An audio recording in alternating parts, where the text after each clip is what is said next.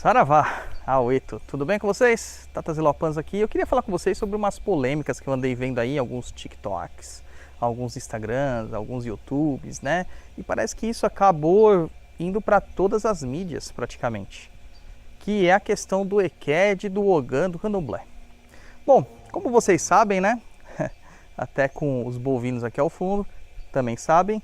Como vocês sabem, eu sou um Tata de Quimbanda, né? Tata de Quimbanda Nagô, Quimbanda Mussurumim, e também sou um sacerdote de Umbanda, um dirigente de Umbanda, um pai de santo de Umbanda. Então, assim, eu não tenho muita propriedade para falar sobre Candomblé, mas o que eu posso falar é que, da mesma forma como eu não tenho propriedade para falar de Candomblé, muitas vezes as pessoas que não são de Quimbanda, de Umbanda, não têm propriedade para falar de Umbanda e Quimbanda, mas falam, e falam demais. Falam até exageradamente, colocando dentro da caixinha deles tudo aquilo que está fora. E isso é uma coisa um tanto quanto equivocada de ser feito. É como se houvesse apenas uma única verdade.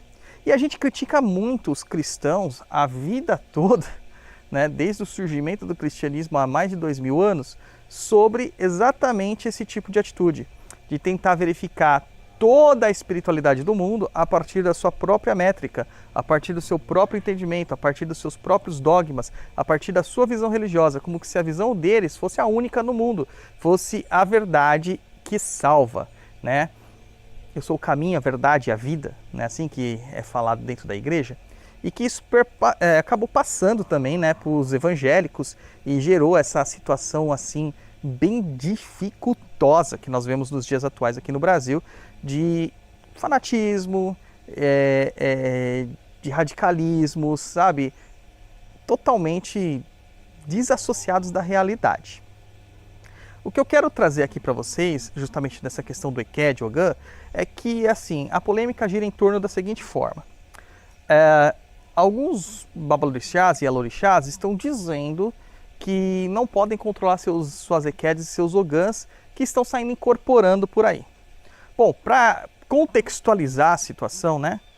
Uma EQED e um Ogã, teoricamente, dentro da tradição de Candomblé Queto, eles não podem incorporar, tá? Isso é um dogma, tá? É um axioma. Não podem incorporar, eles não têm essa capacidade de incorporação. Então eles não recebem orixá, eles não receberiam espíritos, eles não receberiam nada. Eles teriam outras propriedades, então eles não poderiam fazer nada disso. Entretanto, o que acontece? O Ogã e a EQED incorporaram por aí, porque estão reclamando, né? A pessoa é levantada, né? Suspensa, como algumas pessoas dizem, EQED, Ogã, e vai em um outro local e incorpora, ou às vezes no próprio barracão, incorpora. Poxa, como que isso está acontecendo se Ogã e EQED não podem incorporar por definição? É porque, na verdade, essa questão de não poder incorporar é uma coisa criada dentro da estrutura de Candomblé Queto. Existe uma estrutura organizacional ali dentro dessa religiosidade que determina que essas pessoas não podem incorporar. Só que eu mesmo, dentro da minha prática de terreiro, eu estou cansado de ver gente que era suspensa ao EQED, Ogã, saindo do Candomblé, vindo para Umbanda ou para Quimbanda e incorpora. Então quem errou? Será que foi o babalorixá e a ialorixá que erraram na hora de verificar que a pessoa era o EQED? Os búzios estavam errados? Ou simplesmente isso é uma questão de convenção entre a religião? Compreende? Existe uma estrutura diferente entre o Candomblé e a Umbanda. Dentro do Candomblé, apesar de algumas práticas assemelharem à Umbanda, são religiões distintas, que têm métodos de trabalhos diferentes. No Candomblé nós temos os orixás, nós temos o culto aos orixás, nós temos a figura do babalorixá ou da ialorixá como figura central do culto ali, materialmente falando.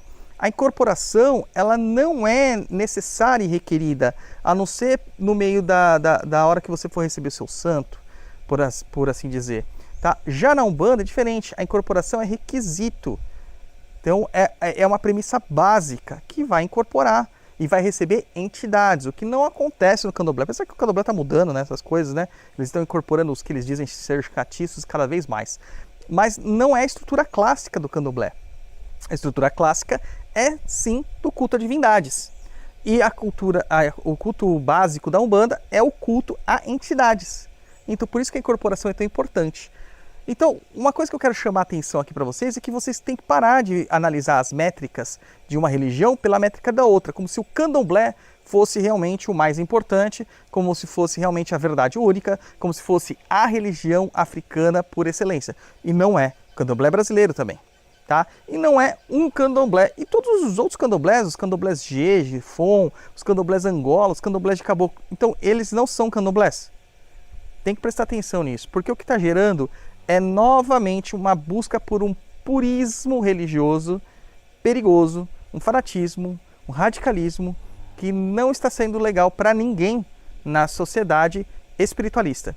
Porque enquanto nós debatemos, né, enquanto nós acusamos, enquanto nós falamos como a Umbanda é fraca, como a Quimbanda é perniciosa, demoníaca, as igrejas evangélicas avançam, crescem cada vez mais, se tornam grandes focos de coisas que a gente já sabe, né? De perseguição, de preconceito e tudo as coisas que vocês já sabem aí da intolerância religiosa que está perseguindo os cultos afrodiaspóricos.